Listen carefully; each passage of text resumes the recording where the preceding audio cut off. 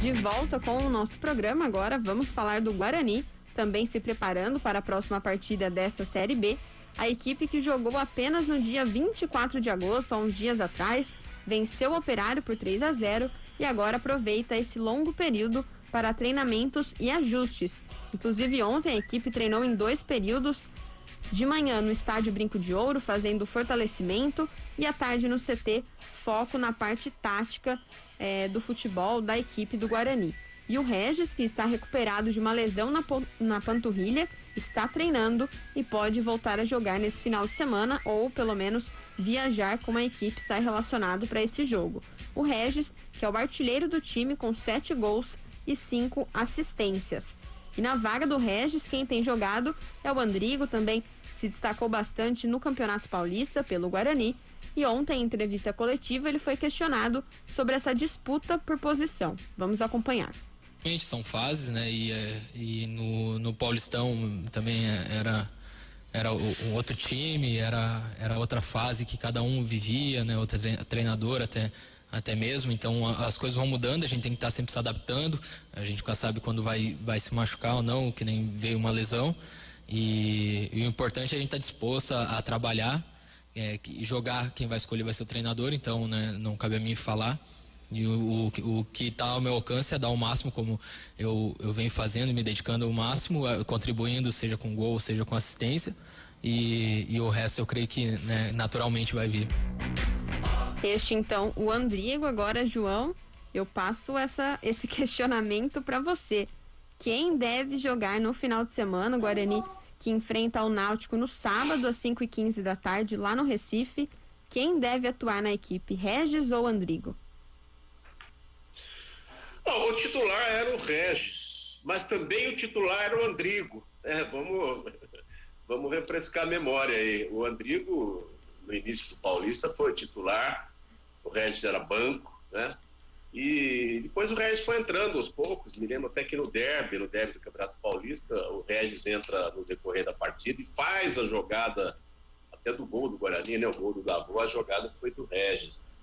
E depois o Andrigo se lesiona, entra o Regis, aí pronto, né? Aí o Regis passou a ser, no início desse Campeonato Brasileiro, foi o grande jogador, é artilheiro, né? Tá com 7 gols. Então, nessa ordem natural, claro que é o Regis. Contudo, né, Thaís, o treinador, ele considera o momento, né? Ele considera o ritmo. Então, se você comparar o ritmo do Regis hoje e o ritmo do Andrigo, o Andrigo, de um jeito ou de outro, está no ritmo, né? Está mais à frente. E o Regis é um jogador que vai agora buscar a sua melhor forma, né? A sua recuperação.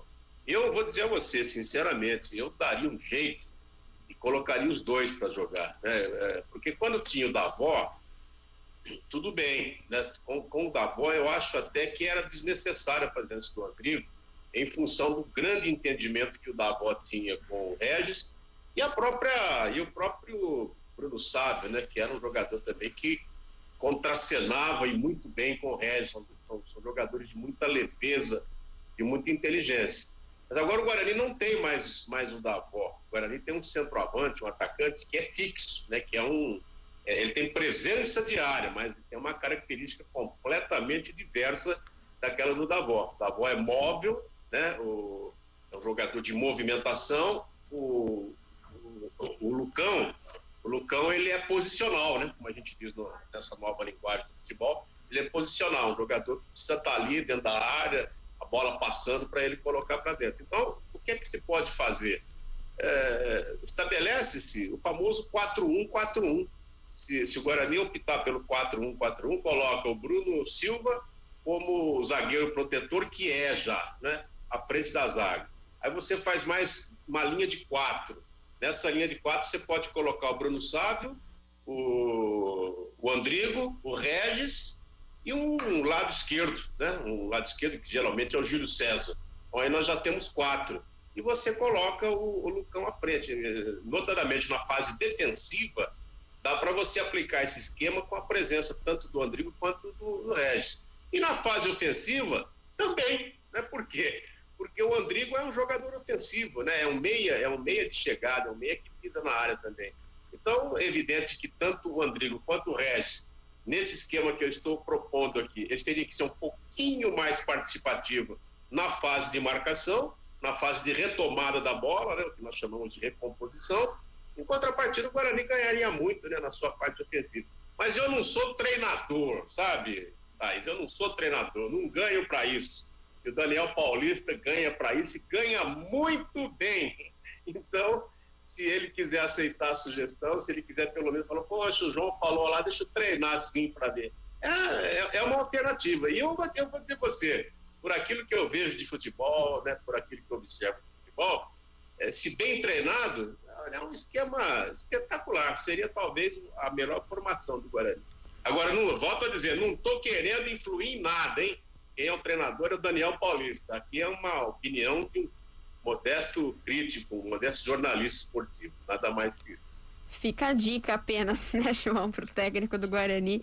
Não, sabe por quê? Sabe por quê, Thaís? Porque senão eu não gosto disso também, não. Eu acho que o comentarista tem que ficar no lugar dele, ele tem que analisar a partir da proposta, né?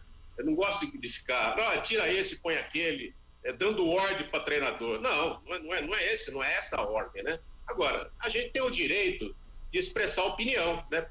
Pela nossa experiência, por aquilo que a gente vivencia no futebol. Então é isso daí, essa dica é de graça, não estou cobrando nada do Daniel, né? E tenho certeza que se ele fizer, olha, tem muita chance de dar certo.